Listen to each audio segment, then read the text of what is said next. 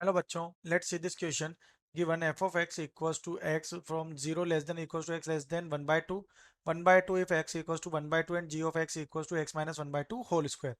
1 minus x 1 upon x less than equals to 1, x tends to r, then the area in square units of the region bounded by the curves y equals to f of x and y equals to g of x between the lines 2x equals to 1 and 2x equals to root 3 is. अगर हम यहाँ इसका graph देखें तो इसका बहुत थोड़ा complicated graph होगा। इस तरह से हमारा ये क्या है, एक्स एंड वाई एक्सिस है।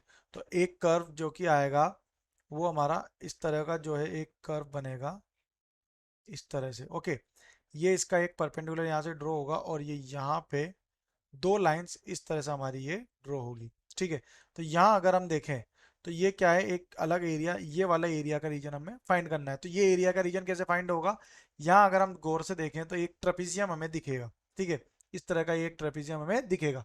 तो एक ट्रेपीजियम के जो एरिया है उस ट्रेपीजियम का एरिया फाइंड करेंगे और उस एरिया में से ये वाला जो एरिया है ये पूरा एरिया सब्ट्रैक्ट कर देंगे बचा हुआ एरिया, तो हमें क्या मिल जाएगा, ओनली दिस वन, ये जो शेडेड रीजन है इसका एरिया मिल जाएगा। ठीक है, तो इसके लिए या तो हम डायरेक्ट मेथड भी यूज कर सकते हैं, एरिया ऑफ ट्रेपेजियम फाइंड करेंगे माइनस इंटीग्रेशन ऑफ एरिया क्या हो जाएगा 1/2 टू रूट 3/2 और उसमें वैल्यूज क्या आ जाएंगी x माइनस 1/2 का होल स्क्वायर।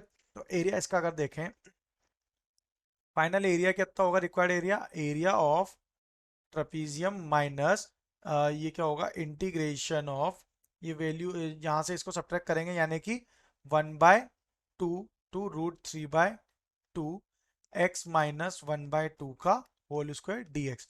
तो ये यहाँ से अगर इसकी वैल्यू फाइंड करें तो ये कितना हो जाएगा 1/2 into root 3 minus 1/2 into 1/2 plus 1 minus root 3/2 minus 1/3 into x minus 1/2 का होल क्यूब, और इसकी वैल्यू लिमिट कहाँ से कहाँ तक है, 1/2 से रूट 3/2 तक।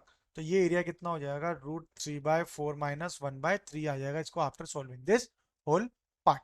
Okay, so final answer is root 3/4 minus 1/3, root 3/4 minus 1/3, that is option D. Best of luck.